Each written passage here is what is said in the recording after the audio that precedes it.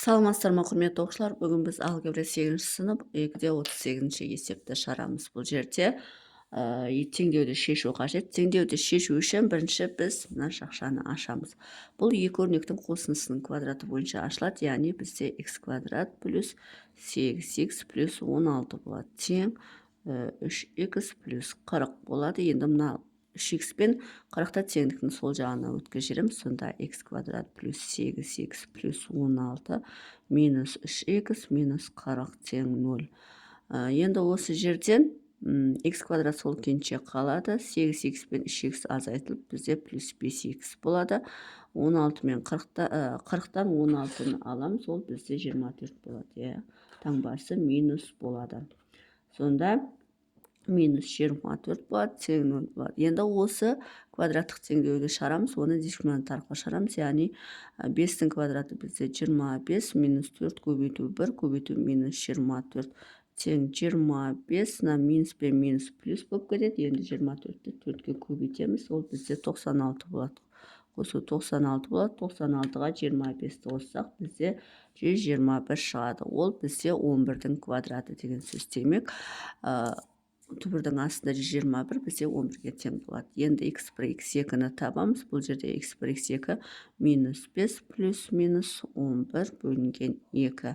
Енді бізде 2 жауап аламыз. 11-ден 5-ті алсақ, бізде 6 болады. 6-ны 2-ге бөлсек 3 болады. 11-ге 5-ті қоссақ, минус болғанда қосылады. Минус 16 болады. Минус 16-ны 2-ге бөлсек, минус 8 болады. Сонда есептің жауабы бірінші x1-міз 3-ке тең, x2-міз минус 3-ке тең. Бұл бірінші есеп. Енді екінші есепті шығарамыз. Екінші есеп бізде 2x минус 3-тің квадраты тең 11x минус 19. 11x минус 19. Енді 2x минус 3-тің квадратын жақшаны ашамыз. Ол бізде екі өрнектің айырмасының квадратына келеді. 4x квадрат минус 12x плюс 9.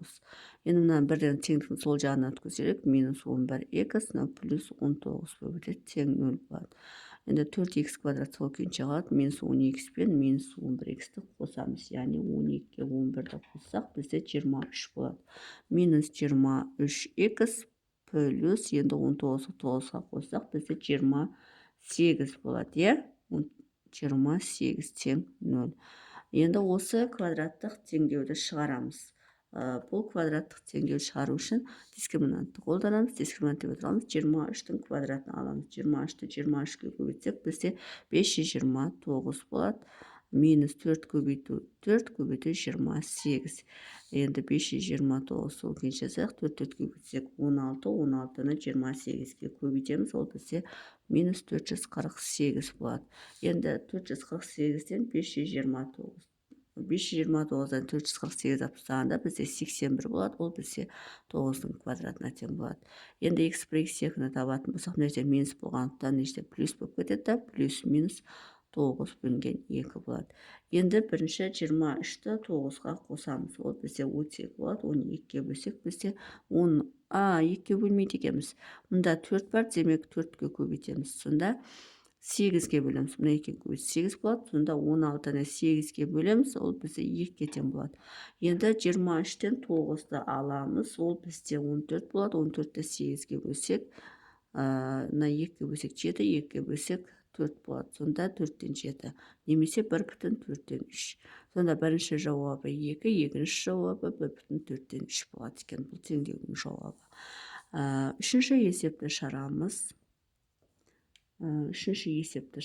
Бұл жерде x плюс 1-дің квадраты тең болады 7918 азайту 2x дейді. Енді бұл жерде x плюс 1-дің квадратын екі өрнектің қосындысының квадраты бойынша ашамыз. x квадрат плюс 2x плюс 1 болады. Мынаны теңдіктің сол жағына минус 7918, мынаны плюс 2x қылып жібереміз, тең 0 болады. Енді x квадрат, немесе 2x-ке 2x қоссақ плюс 4x болады. Енді 7918-ден 1-ді алып тастаймыз, минус 7917 болады, тең 0 болады. Дискриминант тең 4-тің квадраты бізде 16, минус 4-ті көбейтеміз 1-ге, көбейтеміз минус 7917-ге. 16 сол күйінше қалады, минус пен минус плюс болып кетеді. Енді 7917-ні көбейтеміз 4-ге. ол бізде 31668 31668 болады. Оған енді 16-ны қосамыз. Сол кезде бізде 31684 болады.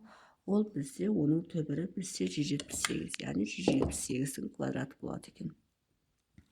Енді x1 x2-ні табамыз.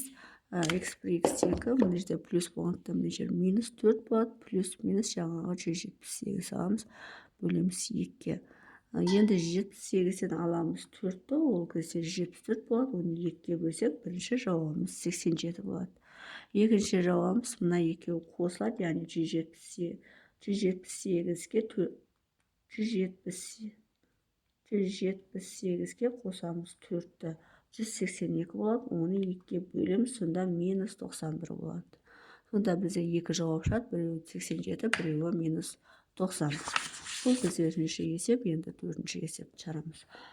Төртінші есепте x плюс 2-ның квадраты тең болады 3131 азайту 2x. Енді x плюс 2 жақшаны ашамыз. x квадрат плюс 4x плюс 4 болады, минус 3131 болады, мына минус жаққа плюс 2x болып кетеді, тең 0 болады. Енді x квадрат сол күйінше қалады, 4x пен 2x қосылып бізде 6x береді, минус. Енді 3131-ден 4-ті алып тастаймыз да, минус 3127 деп жазамыз, өйткені бізде теріс тәңілке болып тұр. Енді дискриминантты есептейміз, 6 жердегі 6-36, минус 4 көбейту, минус 3127 болады. Мына жер бір жазылмайды, соны 36, енді минус плюс болып кетеді. Енді 3127-ні 4-ге көбейтеміз, бізде 12508 шығады. 12508, енді оған қосамыз 36-ны, ол бізде 12544. Ол бізде түбірдің астына алатын болсақ, ол бізде 112-ның квадраты болады екен. 112-ның квадраты. Енді x1 x2-ні табамыз. Сол жерде мына жер плюс болғандықтан, плюс 6 болғандықтан, мына жерге минус 6 болады, плюс минус 112 бөлінген 2 болады, тең. Енді 112-ге қосамыз 6-ны, бізде 118-ді бөлеміз 2-ге. Ол кезде бізде минус 59 шығады.